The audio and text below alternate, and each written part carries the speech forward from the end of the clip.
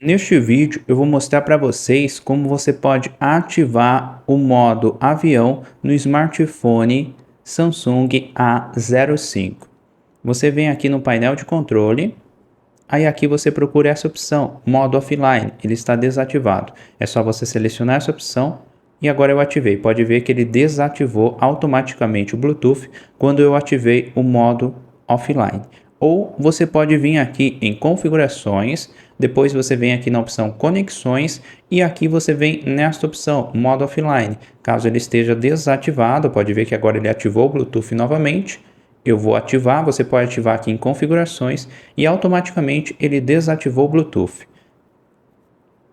Eu vou desativar e vou mostrar um teste para vocês, vou deixar o Wi-Fi ativado.